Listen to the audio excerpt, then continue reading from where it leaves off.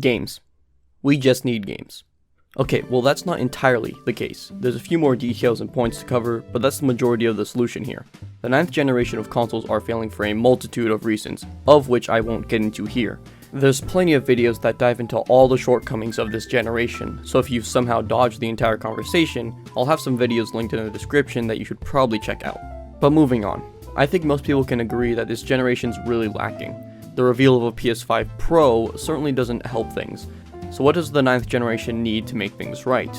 Well, an actual reason to own the console would be nice. By that I mean games, obviously, true exclusive games as well, a longer console lifespan, and just more games. Like, a lot. So let's start from the top. This is the most straightforward point, and I probably don't need to explain any further, but let me get into the finer details here. Now, although it's true that the 9th generation needs more meat on its bones, it's a bit deeper than just give me more games. Behind the scenes, games take way more time and money than they've ever needed. I'm not too sure about the average budget, since it does vary depending on the game, but if recent reports are anything to go by, it's safe to say that games take tens of millions of dollars to make at minimum. As for how long they take to develop, it's at least 3 years, but usually goes up to 4 years or more for most first-party titles. And with us being 4 years into this console generation, it's no surprise to see so many first-party games released as cross-generation titles. They were most likely meant for PS4, but also enhanced for PS5 as a small bonus and to keep up to date. And right now, it's more common to see game announcements than actual games coming out, because they just take so long to develop.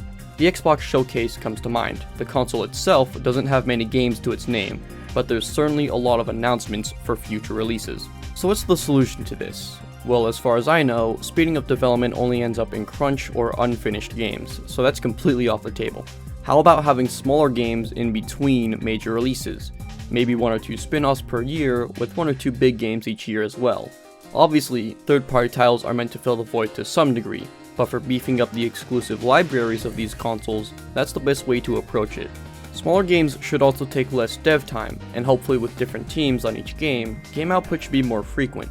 And on the plus side, this gives Xbox and PlayStation good reason to use many of their older IPs, since games from other franchises can be a bit more simplistic when it comes to the development process. I don't think games like Blinks or Ape Escape require motion capture or ray tracing, you know? They can use it, but it's not needed. And it's clear that this kind of development routine works, because not only was it somewhat prevalent in previous generations, but it's been working wonders for Nintendo, who seem to have, at the very least, 7 exclusive first-party games releasing within a single year, some being smaller spin-offs or remakes, while others are new big title releases. And speaking of exclusive games, we need more of them, and we need to actually keep them exclusive. It's one thing to have so little to play on your new system. It's another thing to not even need that new console when all of your games port over to PC after 1 year. Look, I'm all for having these games on PC. The convenience is simply impossible to beat, especially when beefy PCs can have better specs and performance over the current consoles. Add in the use of a Steam Deck and that's all your games on the go. However, this comes at an extreme detriment to consoles and their libraries. A good example is Xbox. Not only are they struggling in terms of game output, but their games are never exclusive to their main machines. As soon as a game releases exclusively on Xbox Series X or S, that same game is also playable on PC. Redfall? On PC. Hi-Fi Rush? Also on PC and PS5. Halo Infinite, their premier franchise and icon of Xbox? Also on PC. Okay, so what's the point of getting an Xbox then? Game Pass? No, because that's also available on PC. Backwards compatibility? Sure, but you most likely have an Xbox One on standby, so just use that instead. Even then, some games aren't supported through backwards compatibility, even if you have the physical disc. What about older games on Xbox 360 and older? I mean, aside from Game Pass, which already does that, some 360 games and older either have ports via Steam or can be played through emulators, assuming you've dumped your own physical copy onto your PC. And in turn, that also defeats the purpose of enhanced games on the Series X, since PC emulators are also capable of high resolutions and frame rates. So unless you have no PC or no Xbox One, which is fairly unlikely, then there's very little reason to own an Xbox Series console. Well, how about PlayStation? They have some exclusives, right? Sure, about 4 of them. Spider-Man 2, Stellar Blade, Astro's Playroom, and Astrobot. That's it. and if you want to include VR games for some reason, then bump it up to about 6 games. About 4 years on the market, and the PS5 has about 6 exclusive games to its name. Now, to clarify, I'm talking about games that are truly exclusive to the PS5, so no remasters, no cross-generation games, no remakes, and no games that have PC ports. With that stipulation, and as of making this video, you're left with 4 exclusive games to choose from. That is miserable for a console already lacking in actual game output. The main culprit is, again, exclusivity. Some games that release on PS5 are exclusive, yes, but are usually timed exclusives. So after a year or two, that game's free to port over to PC, sometimes with a few unique enhancements as well. It's done so frequently and so consistently that I wouldn't be surprised if Spider-Man 2 and Stellar Blade were ported over to PC next year. The only exceptions being the Astro games, because those have the PlayStation branding all over it.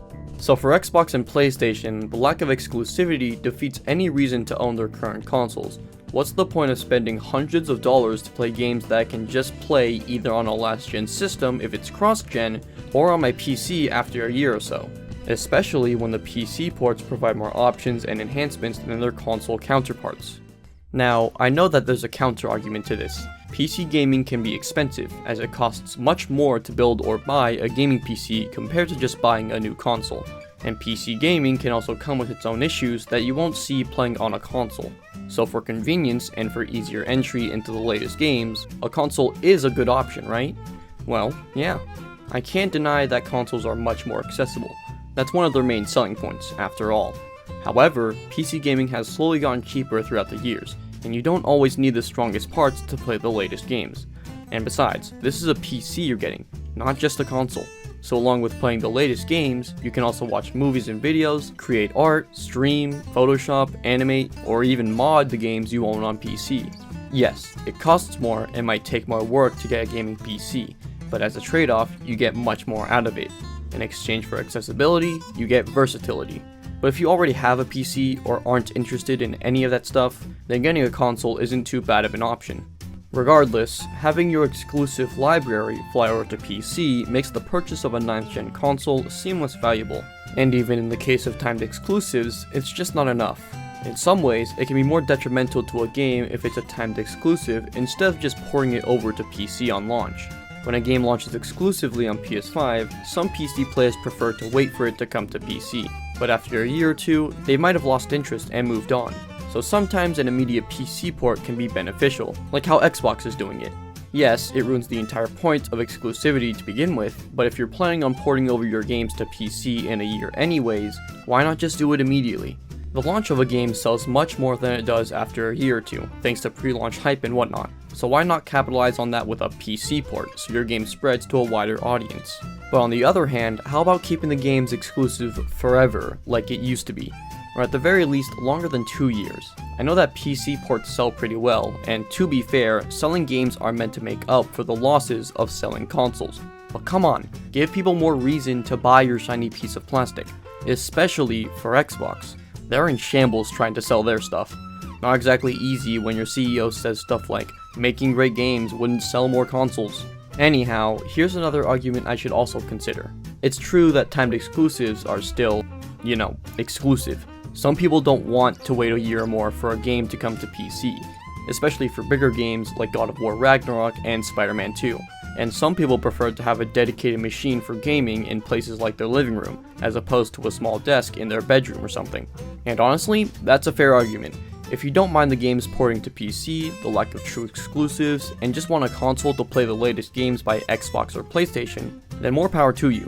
Some people prefer to have a console because it's simpler, and at that point it's all up to preference. It's just that the lack of incentive is something that most people can't ignore, mainly those who already own a PC or don't mind playing on a last-gen machine. And here's one more thing I should mention.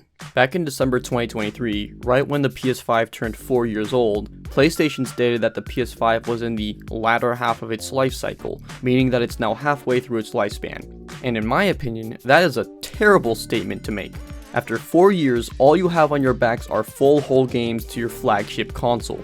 3 of those years spent on a dry launch, redundant remasters, countless PC ports, and multiple cross-gen releases.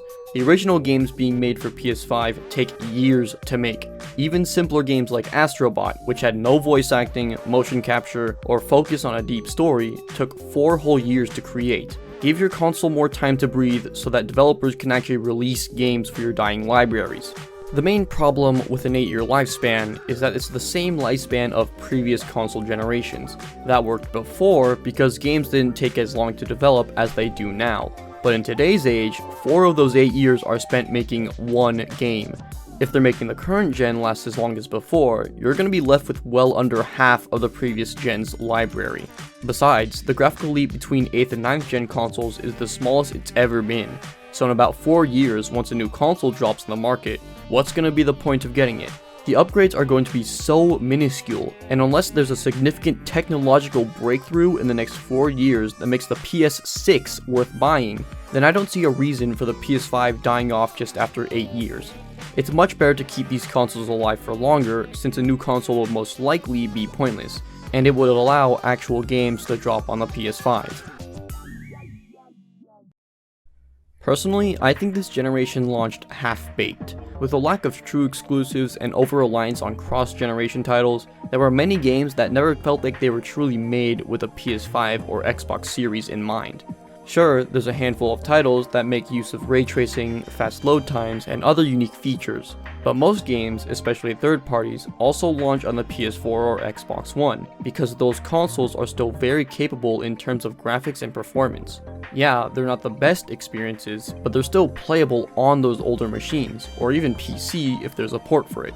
And in my opinion, the focus on having games look sharper and more dense for a pro console is almost meaningless. If your promotional material has to zoom in very close to show some enhancements, which 90% of people can't even notice, then it's a clear sign of wasted resources.